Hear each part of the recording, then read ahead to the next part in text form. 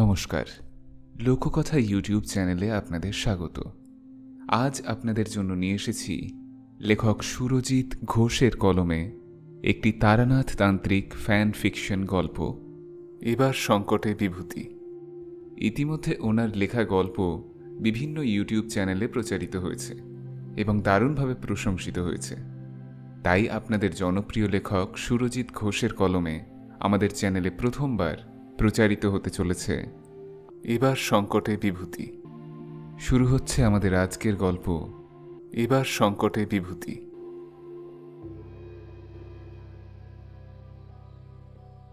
আরে এই পলাশ, ওখানে যাস না, ওখানে যাওয়া বারণ।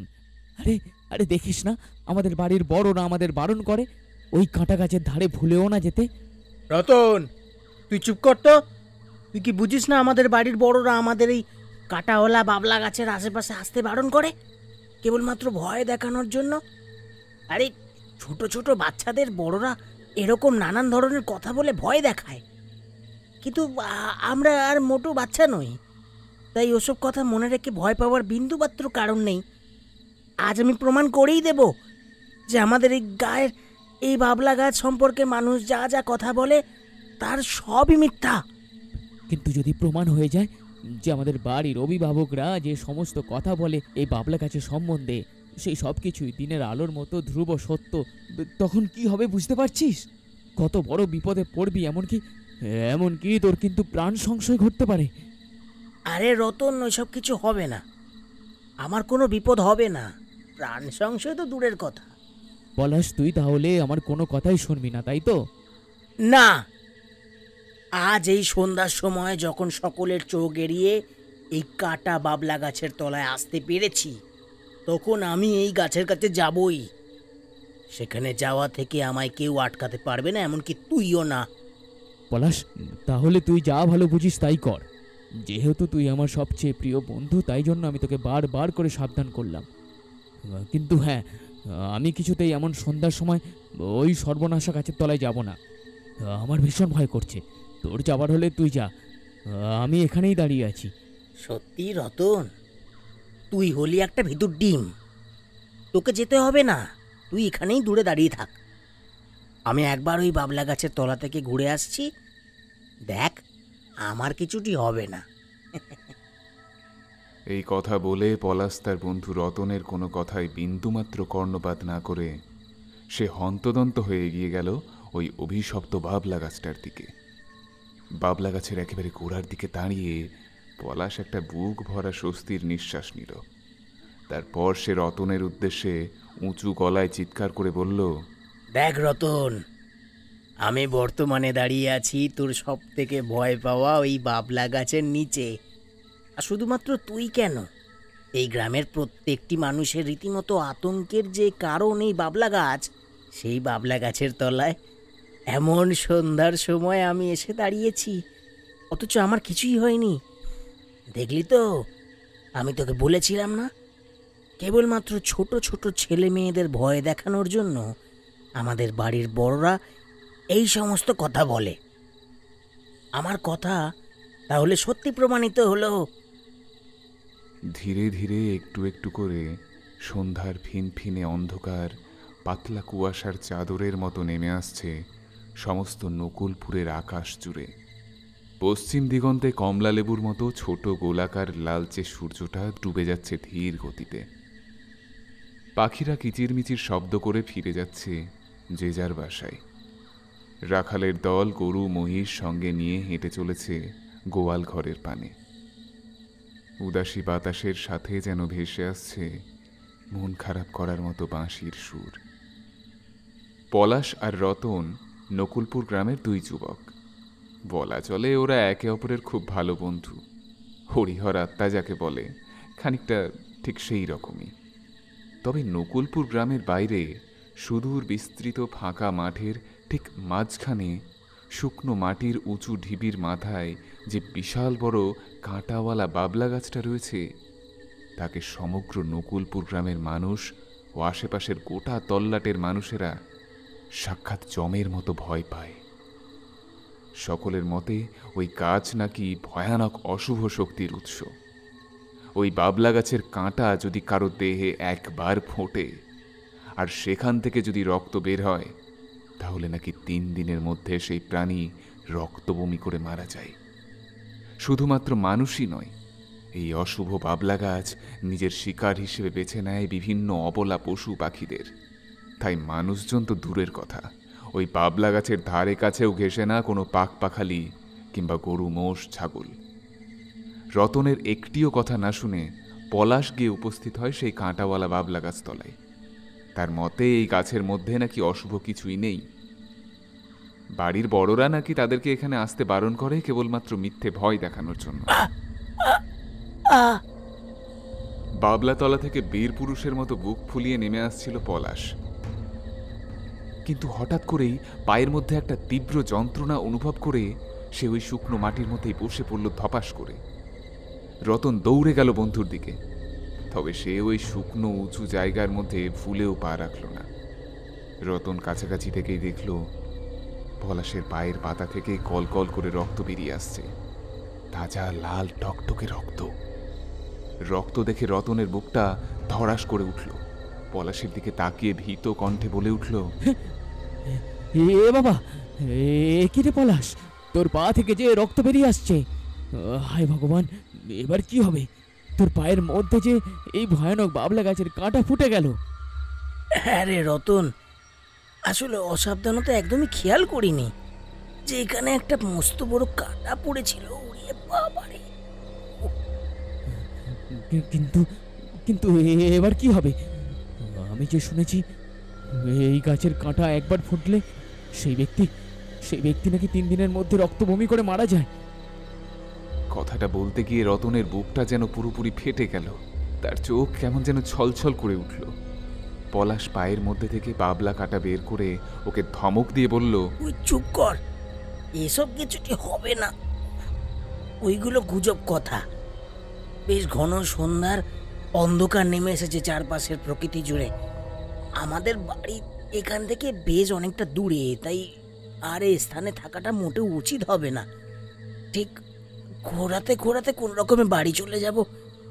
ওরে, তবে রতন, খবরদার, আমি যে এই বাবলাতলায় এসেছিলাম এ কথা কিন্তু তুই গোনা করেও কাউকে বলবি না। পলাশের ধমকানিতে রতন এবার মুখে কুলু পাটল। সে আর কোনো কথা বলল না ঠিকই, কিন্তু রতনের বুকের মধ্যে কেমন একটা অমঙ্গল ডাক ডেকে উঠল। তার মনে হলো পলাশের অদৃষ্টে নির্ঘাত কোনো ভয়ানক বিপদ ঘনিয়ে আসতে চলেছে খুব শীঘ্রই। রতনের ধারণায় বাস্তবে ফুলে গিয়েছিল। ওই বাবলা গাছের কাঁটা ফোটার ঠিক 3 দিনের মাথায় মুখ দিয়ে গলগল করে রক্ত উঠে পলাশ নেতিয়ে পড়ল মায়ের কোলে, তারপর শেষ নিঃশ্বাস ত্যাগ করল।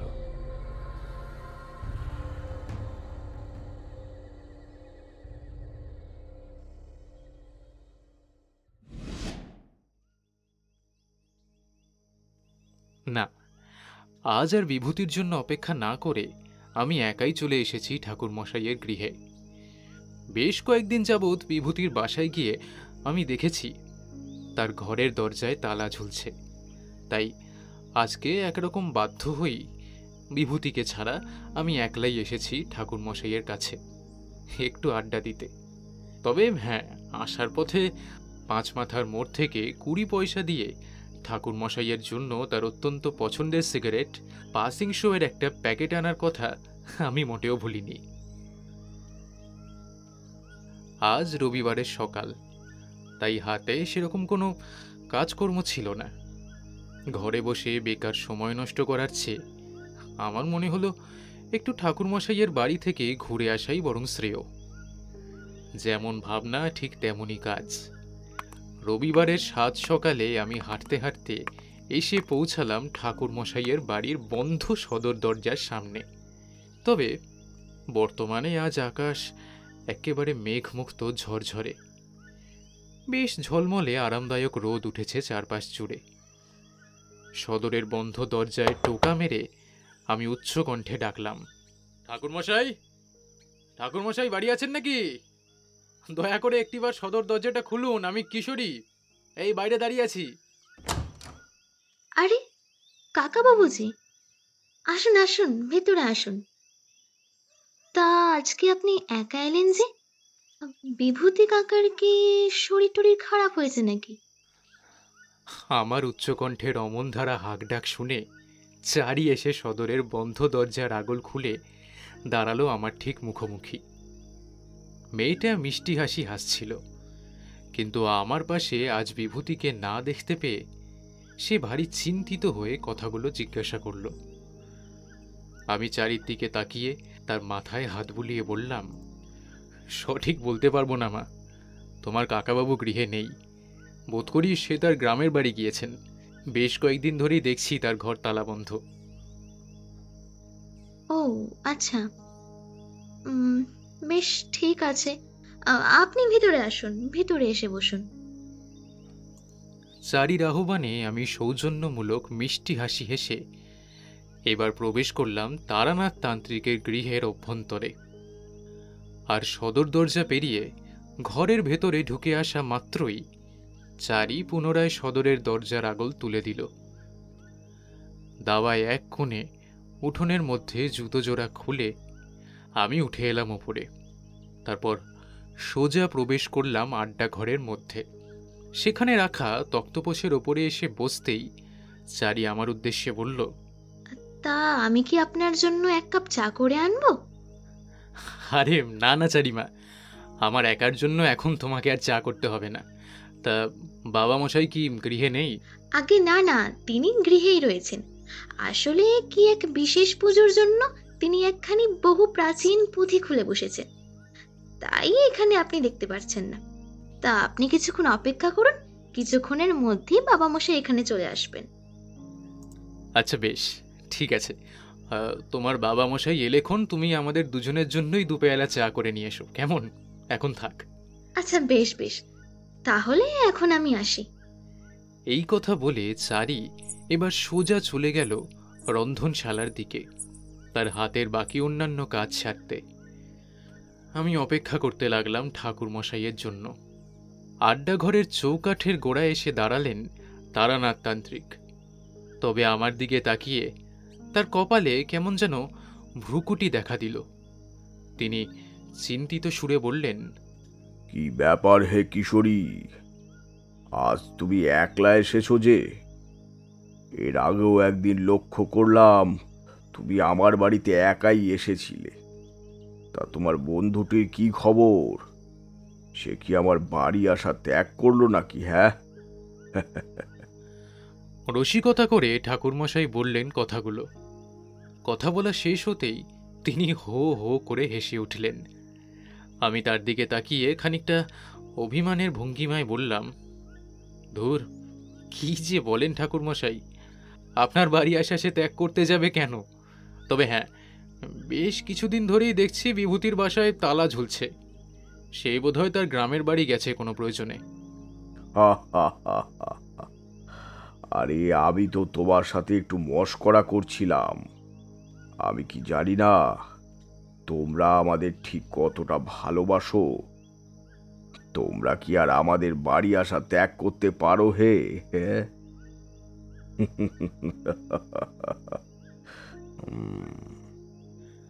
এই সকল কথা বলতে বলতে ঠাকুরমশাই এবার আড্ডা ঘরের ভেতরে ঢুকে এলেন। তারপর তক্তপোষের ফাঁকা অংশে আমার মুখোমুখি এসে বেশ জাঁকিয়ে বসলেন। তারপরে পুনরায় আমার দিকে তাকিয়ে প্রশ্ন করলেন, তো কিশোরী, বিভূতি যে তার গ্রামের বাড়ি গেছে সেই বিষয়ে তোমায় কোনো কিছু বলে যায়নি? কবে গেল সে? আজ্ঞে না, এইসব ব্যাপারে আমি কিছুই জানি না ঠাকুরমশাই।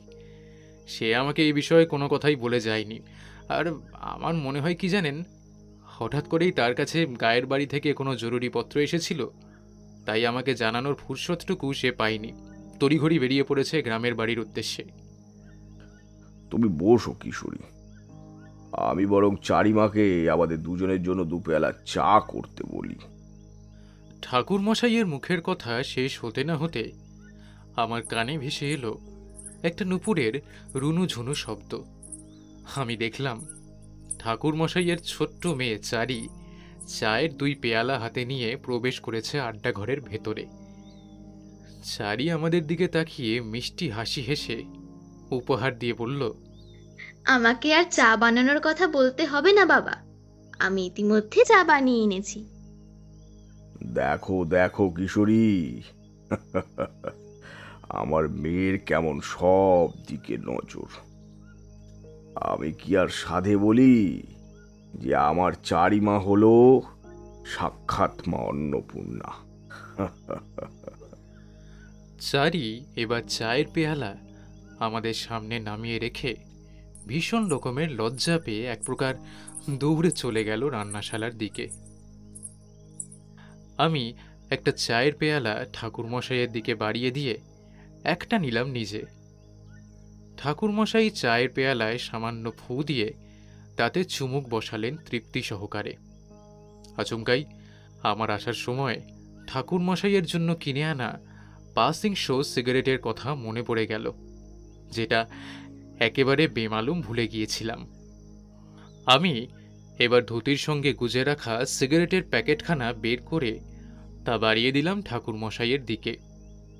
পাসিং শো বরাবরই ঠাকুরমশাইয়ের প্রিয় সিগারেট। আমরা প্রত্যেকবার তার সঙ্গে একখানা নতুন সিগারেটের প্যাকেট কিনে আনি পাঁচমাথার মোড়ের দোকান থেকে। ঠাকুরমশাই আমাদের কাছ থেকে সিগারেট পেয়ে বেশ খুশি হলেও তিনি মুখে কিছুটা আপত্তি করেন, তবে মনে মনে বেশ প্রসন্ন হন, তা আমরা বিলক্ষণ বুঝতে পারি তার ঠোঁটের কোণে জন্ম নেওয়া চওড়া হাসির রেখা দেখে। আমার হাতে সিগারেট দেখা মাত্র প্রত্যেকবারের মতো এবারেও মুখে চওড়া হাসি ফুটল ঠাকুরমশাইয়ের। তিনি সিগারেটের প্যাকেটখানা নিয়ে একখানি সিগারেট বের করে ঠোঁটের দুই ফাঁকে তা গুজে দেশলাই কাঠির মাধ্যমে ফস শব্দ করে দেশলাই কাঠি জ্বালিয়ে সিগারেটের আগুন ধরালেন এবং লম্বা লম্বা টান দিতে লাগলেন মনের সুখে। তবে যাই বলো কিশোরী, বিভূতিকে ছাড়া কেমন যেন ফাঁকা ফাঁকা লাগছে সবকিছু। আসলে কি বলো তো, তোমরা দুটিতে মিলে আমার কাছে আসো তো, আজ সে আসেনি, বোধহয় সেই জন্য এমন শূন্য শূন্য লাগছে সবকিছু। আপনি একেবারে সঠিক কথাই বলেছেন ঠাকুরমশাই। আমার মনের কথাটাই যেন আপনি বলে দিলেন। আমারও এতটুকু ভালো লাগছে না বিভূতিকে ছাড়া। বিভূতি সঙ্গে থাকলে আমাদের আড্ডার আসর যেন একেবারে জমে ওঠে। আজ আমাদের সাথে সে নেই, গ্রামের বাড়ি গিয়েছে, তাই কেমন যেন উদাসীন লাগছে সব কিছুর মধ্যে। ঠাকুরমশাই ছাইদানি হিসাবে ব্যবহৃত আধভাঙা নারকেলের মালায় আঙুলের সামান্য আঘাতে সিগারেটের মধ্যে জমতে থাকা ছাই ঝেড়ে ফেললেন। তারপরেই তিনি তার নিজের কপালে হাত দিয়ে মুখে একটা অস্ফুট আর্তনাদ করে উঠলেন। আমি তার দিকে তাকিয়ে অত্যন্ত উত্তেজিতভাবে বললাম, এ কি ঠাকুরমশাই, আপনার কি শরীর খারাপ লাগছে নাকি? এই জল জল খাবেন একটু? না না কিশোরী, আমি পুরোপুরি সুস্থ আছি, তবে কেমন যেন একটা সংকেত পেলাম বলে মনে হলো আমার।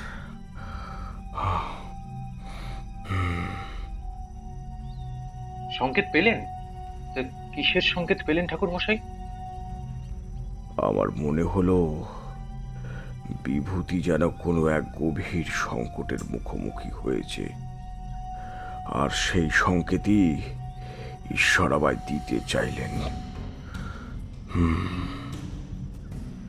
ঠাকুরমশাই আমার দিকে কেমন যেন অদ্ভুত দৃষ্টিতে তাকালেন। তার সেই দৃষ্টির মধ্যে কি যেন একটা নিবদ্ধ ছিল, যা দেখে আমার সর্বাঙ্গে পুরোপুরিভাবে কাঁটা দিয়ে উঠল। আমার মনে হলো সেই অন্ধকারাচ্ছন্ন আড্ডা ঘরের মধ্যে তারানাথ তান্ত্রিকের দুই চক্ষুদয় হতে যেন বিচ্ছুরিত হচ্ছে এক উজ্জ্বল বর্ণের সাদাটে আলোর জ্যোতিরেখা। আমি জানি ঠাকুরমশাই বিপদের আগে তার আগাম পূর্বাভাস পান, কিংবা কাছের কোনো মানুষ যদি সংকটের মধ্যে পড়ে তাহলে তা তিনি জানতে পারেন বহু দূরে বসেও। এই সব ক্ষমতা মধুসুন্দরী দেবীর কৃপায় তার মধ্যে রয়েছে। সেই জন্য আমি অত্যন্ত ভয় পেয়ে বললাম, সংকট? কি সংকটের কথা বলছেন ঠাকুরমশাই? তবে কি বিভূতি নিজের গ্রামে গিয়ে কোনো বিপদে পড়েছে? না, বিভূতি বিপদে পড়েনি, তবে তার গায়ের হয়তো অন্য কোনো মানুষ বিপদে পড়েছে, যার কারণে সে মনে মনে আমায় স্মরণ করেছে। আর ঈশ্বর আমায় সেই ইঙ্গিতই দিলেন এই মাত্র। তাহলে এবারে আমাদের ঠিক কি করণীয় ঠাকুরমশাই? আচ্ছা কিশোরী, তুমি কি বিভূতিদের গ্রাম জানো? হ্যাঁ ঠাকুরমশাই, তা জানি বই কি, বিলক্ষণ জানি। তাহলে আর দেরি করে লাভ নেই, দুগ্গা দুগ্গা বলে বরং বেরিয়ে পড়াই ভালো। আমি চারিকে বলে দিচ্ছি, দু একটা দিনও ঠিক চালিয়ে নিতে পারবে। আমার কেন জানি না বারে বারে মনটা কেমন কুডাক ডেকে উঠছে। আমি ভালো করেই জানি এই লক্ষণ মোটেও কোনো শুভ লক্ষণ নয়। চলো কিশোরী, আমরা বরং বেরিয়ে পড়িয়ে বেলা। ঠাকুরমশাইয়ের বলা কথা শুনে আমি কেমন যেন একটা ধন্দে পড়ে গেলাম। আমার এটা বিশ্বাস করতে খুবই কষ্ট হচ্ছিল যে বিভূতি তার নিজের গ্রামে রয়েছে, অথচ তারানাথ তান্ত্রিক তার মঠ লেনের বাড়িতে বসেই সেই বিপদের আভাস পেলেন কি করে? নাকি ঠাকুরমশাই যেমনটা ভেবেছেন তেমনটা কোনো কিছুই হয়নি। বিভূতিও তার গ্রামের মানুষ পুরোপুরি সুস্থ স্বাভাবিক রয়েছে। যদিও আমি এবং বিভূতি এর আগে বেশ কয়েকবার ঠাকুরমশাইয়ের মধ্যে এমন অনেক অলৌকিক ক্ষমতা দেখেছি যা কোনো সাধারণ মানুষের মধ্যে থাকতে পারে না, অথচ সেই সব ক্ষমতা ঠাকুরমশাইয়ের মধ্যে ছিল। কিন্তু এইবার ঠাকুরমশাই আসলে সঠিক বলছেন নাকি ভুল বলছেন তা প্রত্যক্ষ করার জন্য আমি এক প্রকার উৎসুক হয়ে পড়লাম। সেই বেলায় আমরা বেরিয়ে পড়লাম বিভূতিদের গ্রামের উদ্দেশ্যে।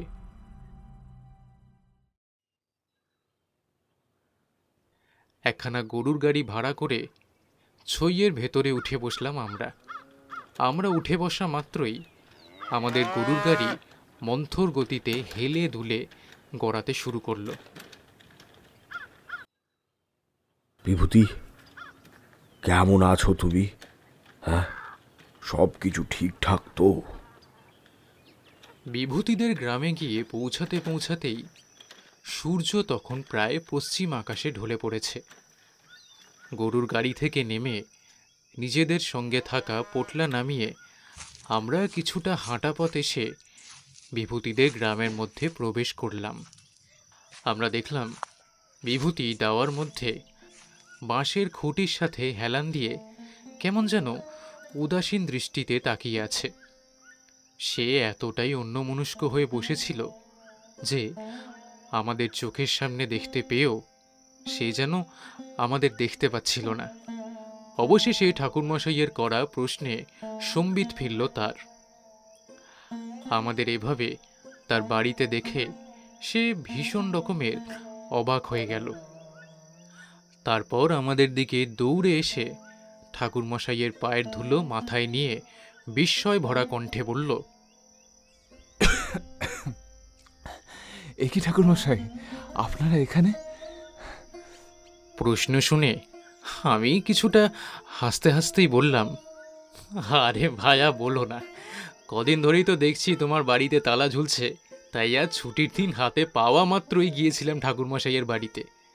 ওমা, সেখানে গিয়ে আড্ডায় আসর বসাতে না বসাতেই ঠাকুরমশাই বললেন কি না ঈশ্বর যেন তাকে সংকেত দিয়েছেন তোমাদের গ্রামের মানুষেরা নাকি বড় সড়ো কোনো বিপদের মধ্যে দিয়ে দিন যাপন করছে। তুমি নাকি ঠাকুরমশাইকে স্মরণ করেছ, সেই জন্যই তো তড়িঘড়ি ঠাকুরমশাই আর আমি এক প্রকার দৌড়ে এলাম তোমাদের গ্রামের বাড়িতে আসল ঘটনাটা কি সেটা দেখার জন্য। আমি দেখলাম আমার এই কথা শুনে বিভূতি পুরোপুরি অবাক হয়ে গেল। তার মুখের নিচে চোয়াল যেন বেশ কিছুটা ঝুলে পড়ল।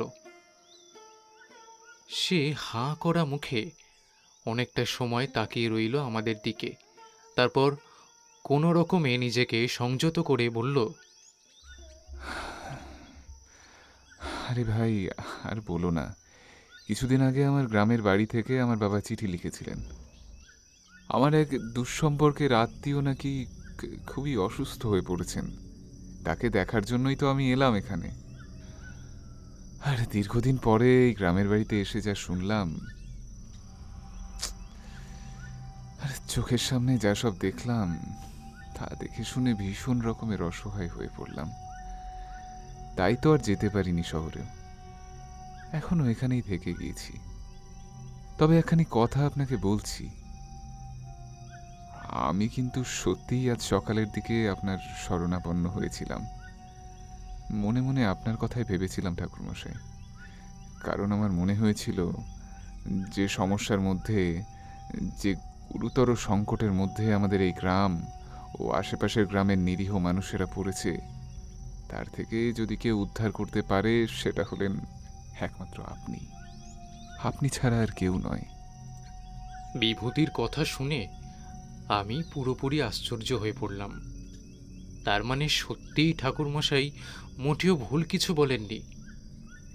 বিভূতির গায়ের মানুষেরা কোনো গুরুতর বিপদের মুখোমুখি হয়েছে, আর সেই কারণেই বিভূতি কোনো উপায়ন্ত না খুঁজে পেয়ে মনে মনে তারানাথ তান্ত্রিকের শরণাপন্ন হয়েছিল। সেই সংকেতই তিনি পেয়েছেন। হায় ঈশ্বর, এ কি আশ্চর্য ক্ষমতা মানুষটার! ঠাকুরমশাইয়ের দিকে তাকিয়ে আমি দেখলাম তার মুখ বর্তমানে পুরোপুরি ভাবলেশহীন। ঠাকুরমশাই, আসুন আসুন, আপনি বাড়ির ভেতরে ঢুকে আসুন। আপনি এসেছেন দেখে আমি যে কি খুশি হয়েছি, এতক্ষণে যেন মনের মধ্যে একটু বল পাচ্ছি। ভায়া কিশোরী, তুমিও আর বাইরে দাঁড়িয়ে থেকো না। লক্ষ্মী ভাই আমার, ভেতরে ঢুকে এসো। অনেকটা পথ অতিক্রম করে এসেছো তোমরা। তোমাদের শরীর নিশ্চয়ই যথেষ্ট ক্লান্ত হয়ে পড়েছে। তোমরা এসো, আমি জল এনে দিচ্ছি। হাতে মুখে একটু ভালো করে জল ছিটে দাও, তাতে কিছুটা হলেও সুস্থ স্বাভাবিক মনে হবে। আমি বাড়ির সকলকে ডাকছি তোমাদের জন্য খাবারের ব্যবস্থা করতে বলি, তারপর না হয় ধীরে সুস্থে সব কথা বলবো। আরে বিভূতি, তুমি এত ব্যস্ত হয়ে পড়ো না, আমরা একেবারে ঠিক আছি। তাই বললে কি হয় ঠাকুরমশাই? আপনি এই প্রথমবার আমাদের গাঁয়ের বাড়িতে এলেন, এ যে আমাদের পরম সৌভাগ্য। আপনাদের একটু যত্ন আত্তি করবো না, তা কি হয়? বিভূতির ডাকাডাকিতে এবার তাদের পরিবারের প্রত্যেকটি মানুষ এসে উপস্থিত হলো সেখানে। আমরা দেখলাম বিভূতি আমার আর ঠাকুরমশাইয়ের সম্বন্ধে অনেক কিছু বলেছে তার পরিবারের মানুষদের। তারা আমাদের সম্পর্কে অনেক কিছুই জানেন। বিভূতির পরিবারের প্রত্যেকটি মানুষ আমাদের আপন করে নিলেন। বিভূতির ঘরে চোখে মুখে জল দিয়ে এসে বসলাম আমরা। বিভূতির একখানা শুকনো পরিষ্কার গামছা বাড়িয়ে দিল আমাদের দিকে। সেই গামছায় হাত মুখ মুছতে না মুছতেই ইয়া বড় বড় কাঁসার থালায় বেশ অনেক রকমের খাবার আর ঠান্ডা পানীয় জল এনে রাখলেন এক মহিলা।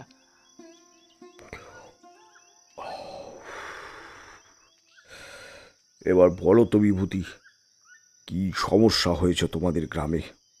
খাওয়া সম্পন্ন হলে একটা পাসিং শো ধরিয়ে কয়েকটা মোক্ষম টান ছেড়ে কথাটা বললেন ঠাকুরমশাই।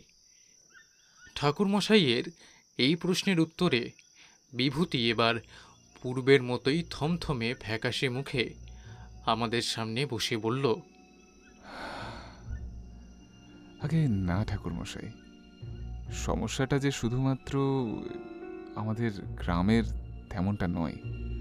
আমাদের গ্রাম এবং আমাদের পাশের গ্রাম অর্থাৎ নকুলপুরের মাঝে যে ফাঁকা ওই সুদূর বিস্তৃত একটা না মরা জমি রয়েছে, তার ঠিক মাঝখানে একটা উঁচু মাটির ঢিবির উপর একটা কাঁটাওয়ালা বাবলা গাছ জন্ম নিয়েছে, এবং এইমাত্র কয়েক মাসের মধ্যেই সে গাছ আকারে আকৃতিতে বেশ খানিকটা বড় হয়ে উঠেছে।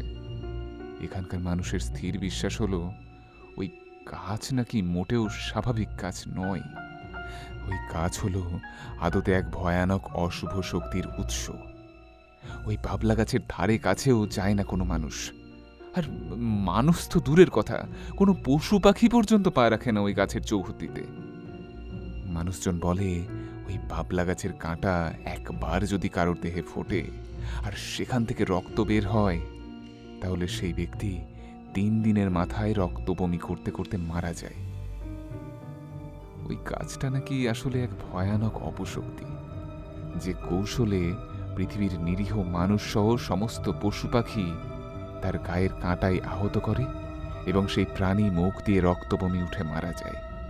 জানেন, ঠিক যত মানুষ মারা যায় ততই তিলে তিলে তার শক্তি বৃদ্ধি পায়। সেই কারণে এই সমস্যা যে শুধু আমাদের গ্রামেই তা নয়, আমাদের পাশের গ্রাম নকুলপুর, বকুলপুর, গোকুলপুর প্রভৃতি সমস্ত গ্রামের মানুষেরই। বিভূতির কথা শুনে আমি একেবারে হতভম্ব হয়ে গিয়েছিলাম, কিন্তু কোনো রকমে সেই অবস্থা সামলে আমি বললাম, এইসব তুমি কি বলছো ভাই? একটা সামান্য বাবলা গাছ কিভাবে মানুষ মারতে পারে? কোনো বাবলা গাছের কাঁটা কারোর পায়ে ফুটলে সে ব্যক্তি কিনা 3 দিনের মাথায় মুখ দিয়ে গল গল করে রক্ত বমি করতে করতে মারা যায়? বলি, এটা কি আদৌ বিশ্বাসযোগ্য? এসব হয়তো তোমাদের এই তল্লাটে গ্রাম্য মানুষের ভ্রান্ত ধারণা মাত্র। এই সবই কুসংস্কার, এসব নিয়ে চিন্তা করার কোনো কারণই নেই। কিশোরী, তুমি ভুলে যাচ্ছ একটা কথা। আমাদের এই জগৎ বড় রহস্যময়। এখানে অসম্ভব বলে কোনো কিছুই হয় না। না ভাই কিশোরী, বিষয়টা মোটেও এতটা তুচ্ছ নয়। হ্যাঁ, প্রথমে আমিও তোমার মতো ভেবেছিলাম এই সবই হয়তো মানুষের মন গড়া কথা কিংবা কিছু অশিক্ষিত মানুষের ভ্রান্ত ধারণা। কিন্তু আমি এখানে আসার মাত্র কয়েকদিন পরেই আমাদের পাশের গ্রাম নকুলপুর থেকে যে খবর পেলাম, কি বলি তোমায়, সেখানকার এক যুবক রক্ত বমি করতে করতে মারা গিয়েছে এই কিছুদিন আগেই। আর সেও নাকি গিয়েছিল ওই কাঁটা বাবলা গাছের তলায় এক বন্ধুর সাথে। যদিও তার বন্ধু ওই গাছতলায় পা রাখেনি, কিন্তু সে ছেলেটি সাহসিকতা দেখানোর জন্য, বা বলতে পারো খানিকটা জেদের বশেই, ওই বাবলা গাছের তলায় গিয়ে দাঁড়ায়। আর তখনই তার পায়ে কাঁটা ফুটে যায়। মৃত ছেলেটির নাম পলাশ। হ্যাঁ, পলাশ। এই খবর শুনে আমরাও ছুটে গিয়েছিলাম নকুলপুরে, নিজের চোখেই দেখে এসেছি। অতটুকু ফুটফুটে ছেলেটার নিথর শরীর থেকে কেউ যেন সবটুকু রক্ত শুষে নিয়েছিল। পুরো দেহটা একেবারে অলেখা সাদা পাত্রের ন্যায় ফ্যাকাশে হয়ে গিয়েছিল যেন। এবার বলো, এত কিছু বিষয়ের পরেই কি করে অবিশ্বাস করা যায়? আচমকাই আমার চোখ গেল খোলা দরজার দিকে, আর তাতেই আমি দেখলাম দরজার ফাঁক দিয়ে উঁকি মারছে একটা ছোট্ট বাচ্চা মেয়ে। বিভূতিও বিষয়টা লক্ষ্য করে হাসতে হাসতে বলল, আরে ও হলো রুমলি, আমাদের বড় দাদার মেয়ে। রুমলি, আয় ভেতরে আয়, দেখ আমাদের বাড়িতে কারা এসেছে। বিভূতির কথা শুনে এবার ছোট্ট বাচ্চা মেয়েটা গুটি গুটি পায়ে ঢুকে এলো ঘরের ভেতরে। কি অপূর্ব সুন্দর দেখতে বাচ্চা মেয়েটাকে। মাথার লম্বা লম্বা 2 চুল বিনুনি করে 2 দিকে বাঁধা, জোড়া ভ্রুর মাঝখানে ছোট্ট কালো টিপ, টানা টানা 2টি চোখ, গোলাপি ঠোঁট, আর পরনে তার রয়েছে ডোরা কাটা লাল শাড়ি। রুমলি, এনাদের প্রণাম করো। ইনিও আমার মতো এক কাকাবাবু, এনার নাম কিশোরী। আর এই হলো তোমার এক দাদু, এর নাম তারানাথ। তুমি এনাকে দাদু বলে ডাকতে পারো, বুঝলে? ছোট্ট বাচ্চা মেয়েটা এবার ভারী ভক্তি ভরে আমাদের পায়ের ধুলো মাথায় নিল। মেয়েটা খুব মিষ্টি। ঠাকুরমশাই তার মাথায় হাত বুলিয়ে তাকে প্রাণ ভরে আশীর্বাদ করে বললেন, থাক থাক দিদি ভাই, আমি এমনিতেই তোমাকে প্রাণ ভরে আশীর্বাদ করছি। তুমি যাতে সুস্থ থাকো, ভালো থাকো। ঈশ্বর তোমাকে যেন সকল বিপদ থেকে রক্ষা করেন। তুমি কি সেই তারা দাদু? খুড়োমশাইয়ের মুখ থেকে আমি তোমার অনেক গল্প শুনেছি। হা হা হা হা। হ্যাঁ, আমি সেই তারা দাদুই। আমাদের সাথে বেশ কিছুটা সময় গল্পগুজব করে ছোট্ট মেয়ে রুমলি চলে গেল তার বন্ধু বান্ধবীর সাথে খেলা করতে। সব কথা শুনে ঠাকুরমশাই খাবার শেষ করে বিভূতির উদ্দেশ্যে বললেন, আচ্ছা, বেশ, ঠিক আছে বিভূতি। এমনিতেও শরীর বড় ক্লান্ত রয়েছে, তাই সে কারণে আজ যাব না। কাল সকালে পূবের আকাশে আলো ফুটলে তুমি বরং একটিবার আমাদের ঘুরিয়ে এনো ওই বাবলা গাছের তলা থেকে। হ্যাঁ, সেটাই ভালো হবে ঠাকুরমশাই। আপনারা বরং একটু বিশ্রাম নিন। এই কথা বলে বিভূতি এবার চলে গেল সেই ঘরের বাইরে। আমি আর ঠাকুরমশাই একটু বিশ্রাম নিয়ে নিলাম। এর পরের ঘটনা তার পরের দিনের। ভোরবেলায় পূবের আকাশে সূর্যের আলো ফোটা মাত্রই বিভূতি, আমি আর ঠাকুরমশাই মিলে হাঁটতে শুরু করলাম। আমরা হাঁটতে হাঁটতে এসে থামলাম তাদের গ্রামের একেবারে শেষ সীমান্তে। বিভূতি দূরের দিকে আঙুল নির্দেশ করে বলল, ঠাকুরমশাই, ওই যে, ওই হলো আমাদের গ্রামের শেষ সীমানা। আর তারপর থেকে শুরু হয়েছে আমাদের পাশের গ্রাম নকুলপুর। আর দেখুন, ওই দুটো গ্রামের ঠিক মাঝখানে যে বিশাল শুকনো জমিখানা দেখছেন, তার মাঝ বরাবর ওই যে উঁচু ঢিবির ঠিক মাথায় রয়েছে মাঝারি মাপের একটা কাঁটাওয়ালা বাবলা গাছ। স্থানীয় লোকেরা বলে ওই গাছের কাঁটা ফুটে যত মানুষ মারা যায়, ততই নাকি ওই গাছের ডালপালা আরও একটু একটু করে বৃদ্ধি পায়।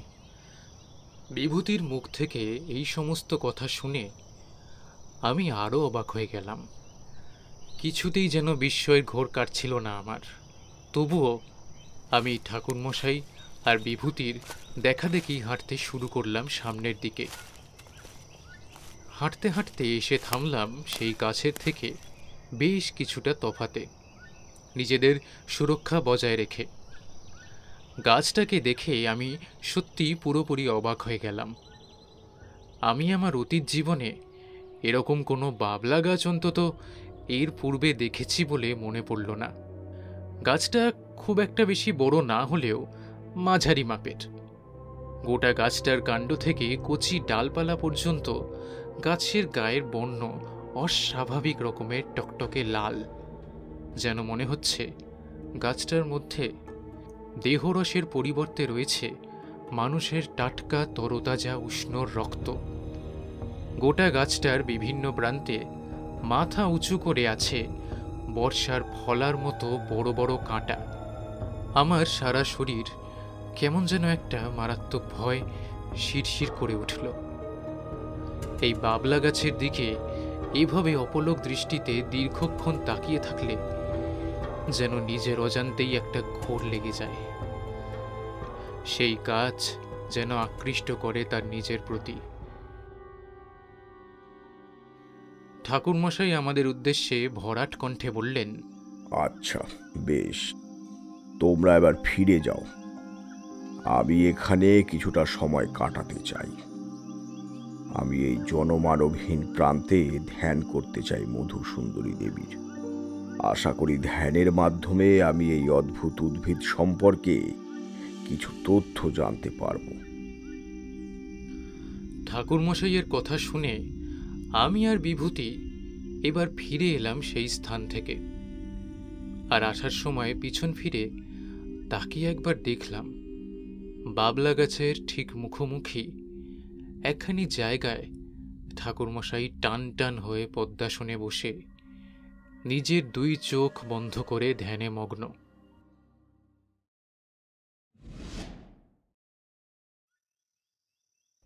ঠাকুরমশাই, আপনি ধ্যানের মাধ্যমে কি কিছু জানতে পারলেন? প্রায় দুপুরের দিকে ঠাকুরমশাই ফিরে এলেন। ঠাকুরমশাইকে দেখা মাত্রই বিভূতি তার উদ্দেশ্যে এই প্রশ্ন করল। বিভূতির প্রশ্নের উত্তরে ঠাকুরমশাই বললেন, হ্যাঁ, ধ্যানের মাধ্যমে ওই গাছ সম্পর্কে অনেক কিছুই জানতে পেরেছি। তবে বিভূতি, যা জেনেছি তা মোটেও ভালো কিছু নয়। কি জানতে পেরেছেন ঠাকুরমশাই? দেখো, আমাদের এই প্রকৃতির মধ্যে যেমন নানান ভালো দিক রয়েছে, তেমনি আবার অনেকগুলো খারাপ দিকও আছে। যেমন একটি মানুষ ভালো মন্দ উভয় গুণ মিলিয়েই সৃষ্টি হয়, প্রকৃতিও ঠিক সেই রূপই। ওই ভয়ানক বাবলা গাছ প্রকৃতির এক অশুভ নিদর্শন।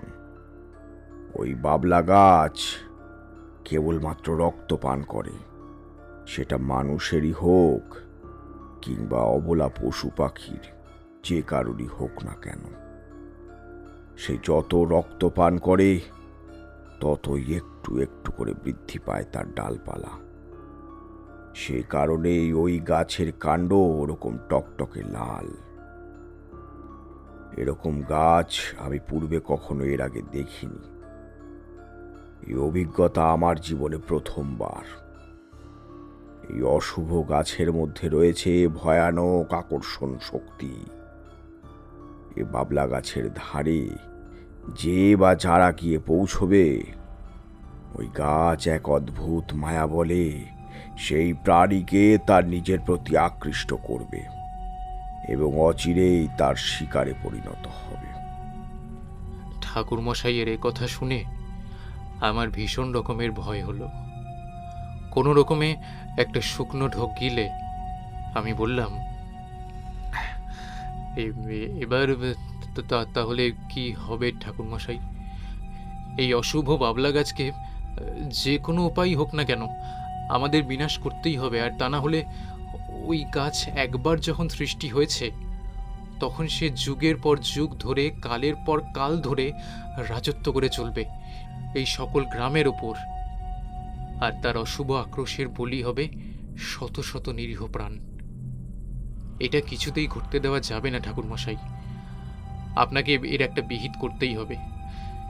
ওই গাছটাকে যে কোনো উপায় হোক না কেন ধ্বংস করতেই হবে। সবই তো বুঝতে পারছি, কিন্তু কিশোরী, এই বাবলা গাছটিকে কিভাবে যে বিনাশ করব সেই উপায় আমার জানা নেই। এবার তাহলে কি হবে ঠাকুরমশাই? জানি না, আমি কিচ্ছুটি জানি না। তবে ঈশ্বরের উপর ভরসা রাখো, তিনি মঙ্গলময়, তিনি নিশ্চয়ই আমায় কোনো না কোনো পথ দেখাবেন, যে পথ ধরে আমি ওই অশুভ গাছটিকে ধ্বংস করতে পারব। তবে আমার হৃদয়ের মধ্যে সেই বিপদ ঘণ্টাটা খুব তীব্রভাবে বেজে উঠছে বারবার। কেন জানি না মনে হচ্ছে বিভূতি, তোমার বাড়িতে কোনো এক বিপদ ঘটতে চলেছে। ভয়ানক সে বিপদ। ঠাকুরমশাইয়ের কথা বাস্তবে পুরোপুরি ভুলে গেল। দুপুরের মধ্যাহ্ন ভোজন সেরে আমরা একটু গড়িয়ে নিলাম। ক্লান্ত শরীর, মানসিক চাপ সবকিছু মিলিয়ে বোধহয় ঘুম নেমে এসেছিল আমাদের সকলের চোখ জুড়ে। ঠিক এমন সময় বাইরে থেকে কান্নাকাটির শব্দ ভেসে এলো। ওগো, আমার কি সর্বনাশ হলো গো! তোমরা কে কোথায় আছো? তাড়াতাড়ি একবার বাইরে বেরিয়ে এসো। দেখে যাও আমার কপাল পুড়েছে। হায় ভগবান, এই ছিল তোমার মনে? ঠাকুর, আমি তো সজ্ঞানে কোনো দিন কারোর সাথে অন্যায় করিনি, তবে আমার সাথে কেন এমনটা ঘটতে হলো গো? কান্নাকাটির শব্দ শুনে আমরা সকলে তড়িঘড়ি এক প্রকার দৌড়ে বাইরে বেরিয়ে এসে দেখলাম বিভূতির বৌঠান অর্থাৎ সন্ধ্যাতারা দেবী কাঁদতে কাঁদতে প্রায় মাটিতে লুটিয়ে পড়েছেন, আর তার কোলের মধ্যে রয়েছে বিভূতির বড় দাদার মেয়ে রুমলি। বিভূতি, দেখো বিভূতি, দেখো আমার কপালে কি সর্বনাশটাই না লেখা ছিল গো। এ কি, রুমলির কি হয়েছে বৌঠান? ওইভাবে মাটির মধ্যে শুয়ে আছে কেন? রুমলি রুমলি খেলতে বের হয়েছিল ওর বন্ধু বান্ধবীদের সাথে, কিন্তু এই মাত্র সে বাড়ি ফিরে এসেছে। নকুলপুরের ওই সর্বনাশা বাবলা গাছের কাঁটা ফুটেছে আমার মেয়েটার পায়ে। দেখো না, দেখো দেখো কেমন গল গল করে রক্ত বের হচ্ছে, দেখো পা থেকে। আমি পই পই করে কতবার বারণ করেছি মেয়েটাকে যে কোনো দিন ওইদিকে না যেতে, কিন্তু আমার একটা কথা শুনলো না ও। এবার এবার কি হবে? ওই সর্বনাশা গাছ কি তবে আমার মেয়েটার প্রাণ নিয়ে নেবে? আমার মেয়েটার কি হবে? না না বৌঠান, এরকম কিছুটি হবে না। আমাদের ভাগ্য ভালো যে ঠাকুরমশাই আমাদের মধ্যে এসে পড়েছেন এই বিপদের দিনে। আমাদের বিপদের দিনে আমাদের পাশে উপস্থিত রয়েছেন। আমি জানি এখানে তিনি উপস্থিত থাকলে রুমলির কোনো ক্ষতি হবে না, হতে পারে না। বিভূতি, তোমরা ধরাধরি করে মেয়েটাকে আগে ঘরে নিয়ে যাও। আর সন্ধ্যা তারা, তুমি মেয়েটার পাখানা একটু ভালো করে ধুইয়ে দাও দেখি।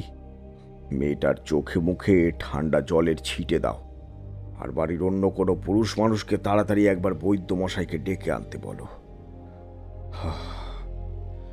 ঠাকুর মশাইয়ের কথা শুনে আমি আর বিভূতি রুমলিকে ধরাধরি করে নিয়ে এসে শুইয়ে দিলাম ঘরের মধ্যে। মেয়েটার পা থেকে ক্রমাগত গল গল করে রক্ত বেরিয়ে আসছিল। সে হড়হড় করে বমি করে ফেলল, তবে সাধারণ বমি নয়, রক্ত বমি। চাপ চাপ রক্ত যেন উঠে এলো বাচ্চা মেয়েটার বুক ঠেলে। কত সুন্দর প্রাণ খোলা একটা মেয়ে, মাত্র কিছুটা সময়ের মধ্যেই যেন কেমন একটা নেতিয়ে পড়েছিল।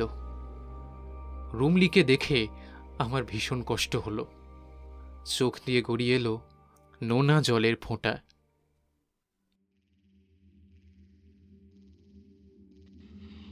এই ওঠ, ওঠ পরামুখ, শিগগিরই ওঠ। এটা মোটেই শুয়ে থাকার সময় না। এভাবে শুয়ে থাকলে ওই বাচ্চা মেয়েটাকে বাঁচানো যাবে না। সেই জন্যই বলছি, শিগগিরই ওঠ। কাল ভোরের আলো ফোটার সাথে সাথে তুই সেই স্থানে গিয়ে দেবরাজ ইন্দ্রের পুজো কর। মনে রাখিস, দেবরাজ ইন্দ্রকে তোকে সন্তুষ্ট করতে হবে। দেবরাজ ইন্দ্র সন্তুষ্ট হলে তবেই তিনি বজ্রপাত ঘটাবেন। আর ওই বজ্রের আগুনে জ্বলে পুড়ে শেষ হয়ে যাবে ওই সর্বনাশা বাবলা গাছ। এটাই হবে ওর অন্তিম পরিণতি। আমরা সকলে মিলে ঘরের মধ্যে ঘুমাচ্ছিলাম। আচমকাই মাঝরাতে বিছানার মধ্যে ধরপড় করে উঠে বসলেন ঠাকুরমশাই। প্রায় অন্ধকার ঘরের এক কোণে জ্বলতে থাকা মৃৎ প্রদীপের সীমিত আলোতেও আমি দেখলাম তার মুখমণ্ডল কেমন যেন আনন্দে উজ্জ্বল হয়ে উঠেছে। ঠাকুরমশাইয়ের ঠোঁট জুড়ে খেলা করছে এক অনাবিল হাসির রেখা। বিভূতি ঠাকুরমশাইয়ের উদ্দেশ্যে প্রশ্ন করল, কি হলো? কি হলো ঠাকুরমশাই? আপনি এমন হঠাৎ ঘুম ভেঙে উঠে বসলেন যে? কোনো দুঃস্বপ্ন দেখলেন নাকি? না না না বিভূতি, আমি মোটেও কোনো দুঃস্বপ্ন দেখিনি। ভয় পাওয়ার কিছু নেই। বীরভূমের শ্মশানের সেই মাতু পাগলি আমায় স্বপ্নে দর্শন দিয়ে বলে দিয়েছেন ওই অশুভ কাজ কিভাবে ধ্বংস করা যাবে তার উপায়। ঘুমন্ত অবস্থায় আমি দেখলাম শ্মশানের মধ্যে জ্বলন্ত চিতার পাশে চেলা কাঠ হাতে নিয়ে বসে রয়েছেন মাতু পাগলি। আমায় দেখে প্রথমে খিলখিল করে হেসে উঠলেন তিনি। তারপর একখানা চেলা কাঠ হাতে তুলে নিয়ে তা উঁচিয়ে ধরে অশ্লীল ভাষায় আমায় গালাগাল করতে লাগলেন আর বললেন সেই উপায়। আর কোনো চিন্তা নেই বিভূতি, আর কোনো চিন্তা নেই। এই অশুভ কাজ ধ্বংস করার পথ আমি জেনে গেছি। এবার ওই বাবলা গাছ বিনষ্ট হবে। আমি জীবিত থাকতে ওই বাচ্চা মেয়েটার কোনো ক্ষতি হতে আমি দেব না। পরের দিন ভোরবেলায় সূর্যোদয়ের আলো ফোটা মাত্রই ঠাকুরমশাই রওনা দিলেন সেই বাবলা গাছের উদ্দেশ্যে। যজ্ঞের জন্য প্রয়োজনীয় কিছু জিনিসপত্র তিনি আমাদের আনতে বললেন বাজার থেকে। সমস্ত কিছু কিনে নিয়ে আমরাও হাজির হলাম সেই স্থানে।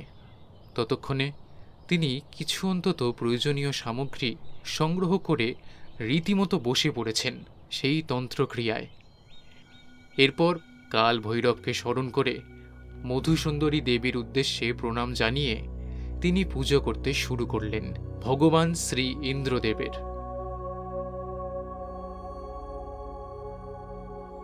সারাদিন যাবৎ পুজোর পর সন্ধ্যার অন্ধকার ঘনিয়ে এলে তিনি নিজের দুই বাহু দুই দিকে বিস্তৃত করে ঊর্ধ্বপানে মুখ তুলে উচ্চ কণ্ঠে বললেন, দেবরাজ ইন্দ্র, সম্পূর্ণ উপবাস থেকে ভক্তি সহকারে আপনার পুজো করেছি।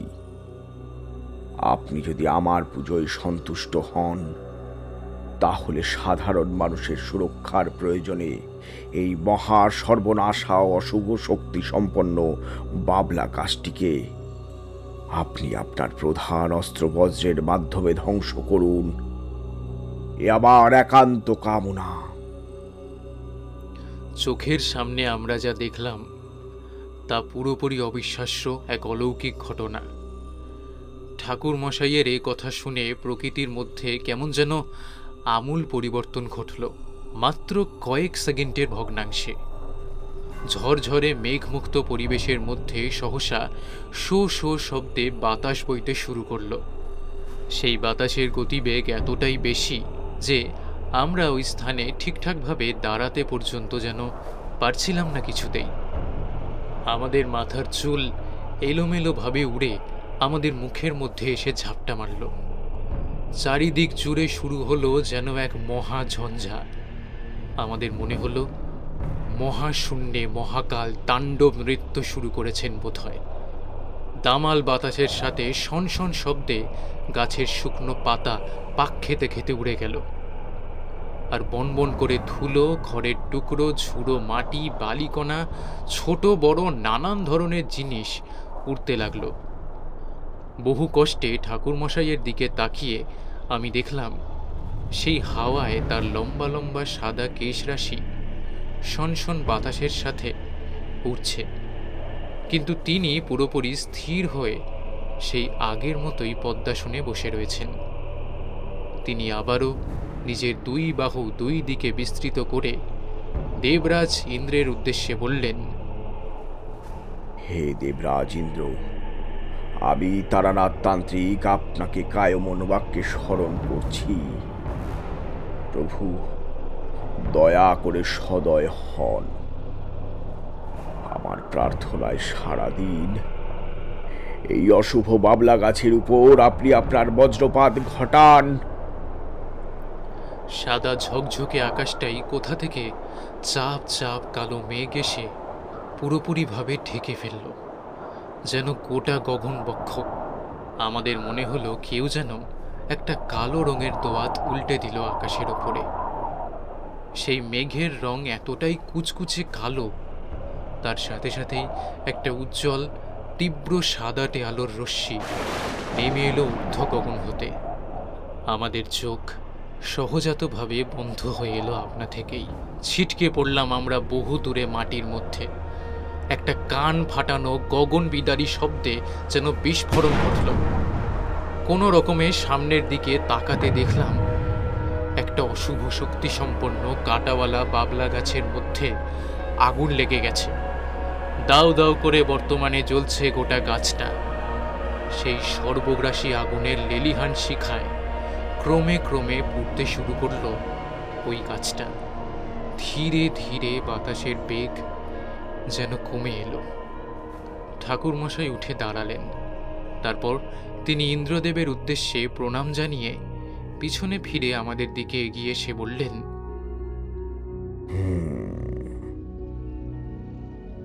চলো হে কিশোরী, এদিককার কাজ সমস্ত শেষ হলো। আর কোনো চিন্তা নেই, আর বিন্দুমাত্র ভয় পাওয়ার প্রয়োজন নেই।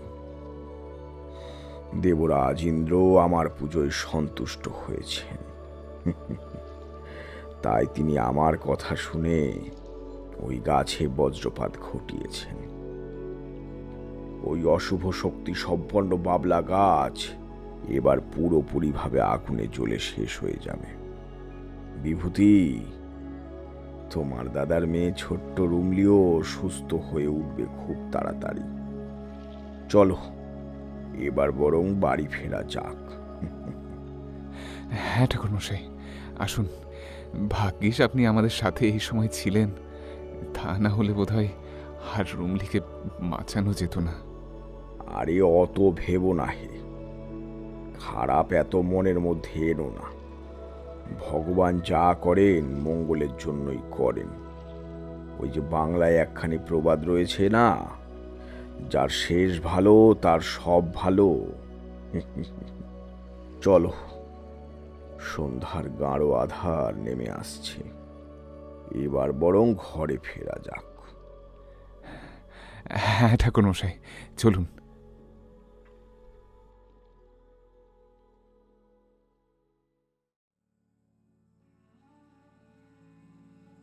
সেদিন আমরা এরপর ফিরে এসেছিলাম ঘরে। আস্তে আস্তে প্রকৃতির মধ্যে সৃষ্টি হওয়া সকল ঝড়ঝাপটা থেমে গিয়েছিল, আর সেই অশুভ শক্তির ওই বাবলা গাছ পুরোপুরি জ্বলে পুড়ে শেষ হয়ে গিয়েছিল। বিভূতির দাদার মেয়ে রুমলিও সুস্থ হয়ে উঠেছিল মাত্র কয়েকদিনের মধ্যেই। চারি যেহেতু বাড়িতে একা ছিল, তাই কেবলমাত্র একটা দিন বিভূতিদের বাড়িতে কাটিয়ে আমি, ঠাকুরমশাই আর বিভূতি গরুর গাড়ি করে রওনা দিলাম আমাদের নিজেদের গন্তব্যের উদ্দেশ্যে।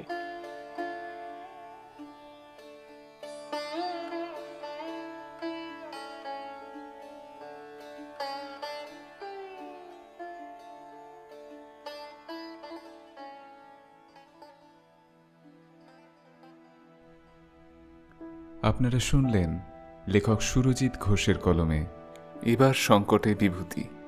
গল্পের সূত্রধার ও কথক আমি, অমিত সরকার। এছাড়া বিভিন্ন গুরুত্বপূর্ণ চরিত্রে কণ্ঠ দিয়েছেন অগ্নিদ, শুভদীপ, নীল, অভ্র, অস্মিতা, আরাধ্যা, বর্ষা ও আমি, অমিত। শব্দ সংযোজনে রিম্পা ঘোষ, সাউন্ড এডিটিংয়ে অভ্র এবং গল্পের প্রচ্ছদ নির্মাণ করেছেন শুভদীপ ব্যানার্জি। তাহলে কেমন লাগলো আজকের গল্প? কমেন্ট করে অবশ্যই আমাদের জানান। আর ভালো লাগলে চ্যানেলটি সাবস্ক্রাইব করে আমাদের পাশে থাকুন আর শুনতে থাকুন লোককথা, মুহূর্তের অনুভূতিগুলো যেখানে গল্প হয়ে ফুটে ওঠে।